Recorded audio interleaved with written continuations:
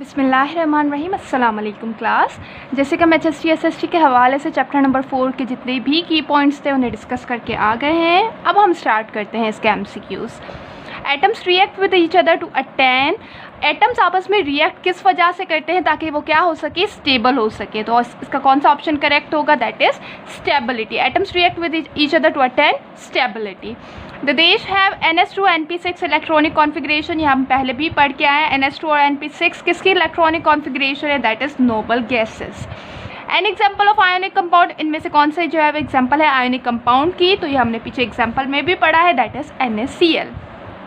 To fluorine atom share 1 electron each in their outermost shell. ये मेरा सबसे favourite question है। इसका आंसर आप लोगों ने मुझे कमेंट बॉक्स में देना है।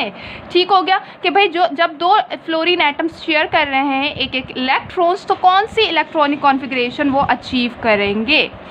इन NaCl crystal lettuce each sodium ion is surrounded by. Crystal lettuce में जो है वो हर सोडियम एटम सराउंडेड होता है 6 क्लोरीन आयन से।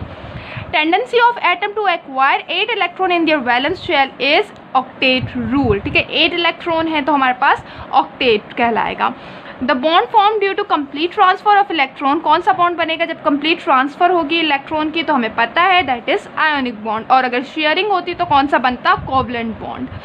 When an atom loses an electron it form, जब जो है वो एक एटम लॉस कर रहा है इलेक्ट्रॉन तो उसके ऊपर कौन सी चार्ज आ जाएगी, दैट इज पॉजिटिव, और उसे हम लोग क्या कहते हैं, कैटाइन कहते हैं। देन उसके बाद हमारा आ जाता है when two identical atoms share electron pair and exert force on each other then bond form। ठीक है, जब दो आइडेंटिकल एटम्स शेयर कर रहे हैं, अब आइडेंटिकल एटम्स हम पढ़ के आए कि किस में बनते हैं, that is non polar covalent bond बनाते हैं। Oxygen belongs to group 6A, so number of electron in its. अब हम पढ़ के आएंगे ग्रुप नंबर रिप्रेजेंट करता है किसको, वैलेंस इलेक्ट्रॉन को। तो जाहिर सी बात है अगर ग्रुप 6 है तो वैलेंस इलेक्ट्रॉन भी कितने होंगे, 6 होंगे। Then electron pair which are not shared by atom are called. वो इलेक्ट्रॉन पेयर जो कि शेयर नहीं होते, जो कि बॉन्डिंग में इन्वॉल्व नहीं होते, उन्हें हम लोग क्या कहते हैं, लोन पेयर कहते हैं। पीछे पढ़ा है हमने। Ionic crystal have, ionic crystal की क्या होती है, हाई मेल्टिंग पॉइंट होती है।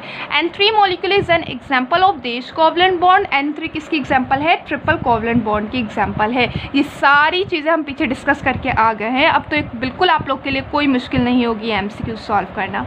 When the electronegativity difference between two elements is greater than 1.7 then, अब जब जो है इलेक्ट्रोनेगेटिविटी डिफरेंस ज़्यादा है 1.7 से तो कौन सा बॉन्ड बनेगा, दैट इज आयोनिक, और अगर कम होता तो कौन सा बनता, कोवलेंट।